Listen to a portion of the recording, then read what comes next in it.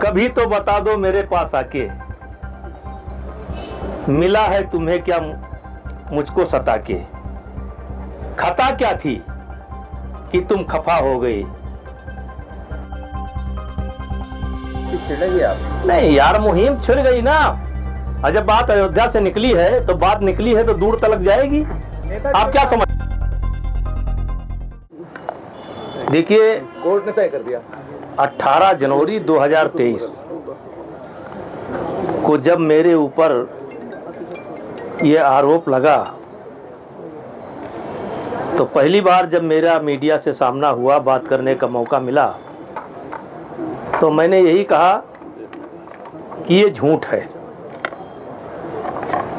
और साथ ही साथ मैंने एक बात और कही थी कि अगर ये आरोप मेरे ऊपर साबित हो जाएगा तो मैं स्वतः फांसी पर लटक जाऊंगा।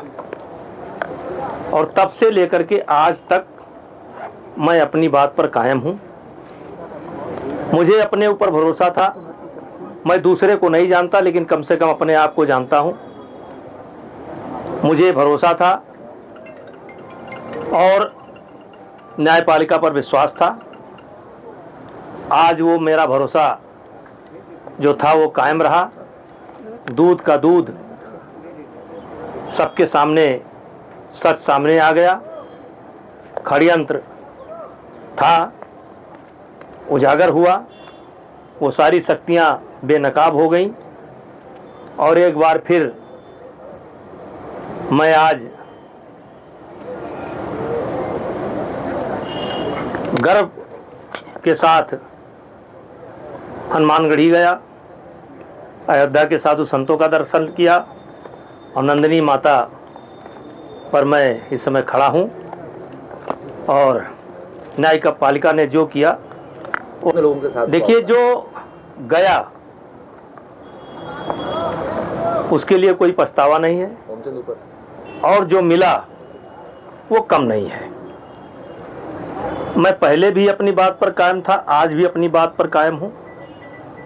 देश के अंदर 3 कानून इस समय, एक दलित उत्पीड़न जो कि दलितों के संरक्षण के लिए बनाया गया था, कमजोर वर्ग के संरक्षण के लिए बनाया गया था। दहेज उत्पीड़न जो महिलाओं के संरक्षण के लिए बनाया गया था।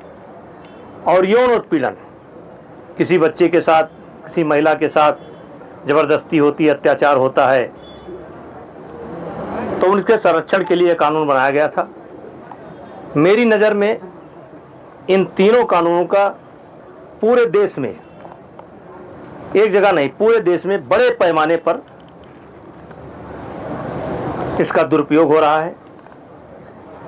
इस कारण से नौजवान आत्महत्या कर रहे हैं, अधिकारी आत्महत्या कर रहे हैं, साधु संत आत्महत्या कर रहे हैं, अपमानित जीवन जी रहे हैं। मेरी ये मांग कभी नहीं है या न कभी होगी कि इस कानून को समाप्त किया जाए, क्योंकि ये कानून कमज़ोर लोगों के संरक्षण के लिए बनाए गए हैं। ये कानून रहना चाहिए, लेकिन इसका दुरुपयोग कैसे रोका जाए, इस बात पर विचार करने का समय आ गया है। क्योंकि इसके कारण समाज में बहुत भय व्याप्त है। लोग आत्महत्या कर रहे हैं, लोग जेल जा रहे हैं। चलिए, मुझको तो न्याय मिल गया, लेकिन ऐसे लड़के जो आज इस दुनिया को छोड़कर चले गए या दुनिया को छोड़कर चले जाते हैं, तो कब तक ऐसा चलता रहेगा। इसलिए मैं सरकार से मांग करता हूं कि इसके दुरुपयोग पर विचार करें। देखिए, सब लगातार, अब आप सारे प्रश्न जो किए, मैंने अपना विचार प्रकट किया है। मेरे विचार में इस कानून का दुरुपयोग हो रहा है। जिन लोगों ने इसका दुरुपयोग किया है, क्या मैसेज देना चाहेंगे? उनके साथ क्या होना चाहिए जिन लोगों ने इसका दुरुपयोग? नहीं, मैंने किसी एक प्रकरण का सवाल नहीं उठाया है। हमने जनरल सवाल उठाया है कि इस कानून का दुरुपयोग कैसे बंद हो। ये सरकार गंभीरतापूर्वक इस पर विचार करे और 2 गुना दंड का प्रावधान करे। अगर कोई आदमी अदालत से बरी हो जाता है, निर्दोष साबित हो जाता है, तो उसको कोर्ट न जाना पड़े, या सरकार और कोई रास्ता निकाले। बड़े बड़े विद्वान बैठे हैं, वो कोई ना कोई रास्ता निकालेंगे, लेकिन ये आवाज़ मैंने उठाया है। आने वाले दिन में कोई मुहिम ऐसी छेड़ेगी आप? नहीं यार, मुहिम छिड़ गई ना।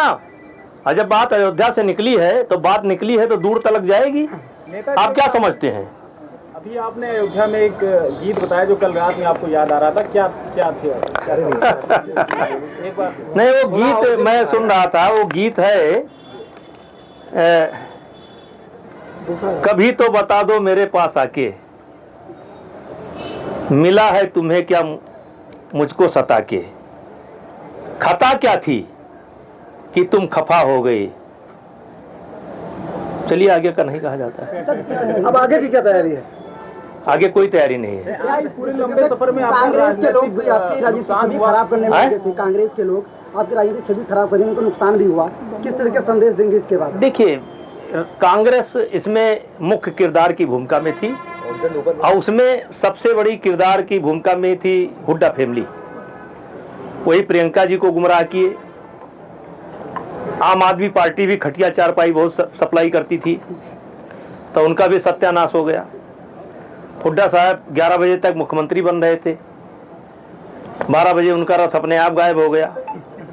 तो जो लोग भी बिना सोच विचार किए केवल मात्र राजनीति के कारण किसी की जान लेने की कोशिश करेंगे, तो भगवान है ऊपर, वो सब देखता है। प्रियंका अब यूपी में आ रही है सर्वनाश करने के लिए, आपके हिसाब से देखा जाए तो? आना चाहिए, स्वागत है उनका। किस किस का सत्यानाश होना बाकी है? देखिए, अब जो जो हमारा विरोध किए हैं, मुझ गरीब को जो जो सताए हैं, सब सताए जाएंगे भगवान के द्वारा।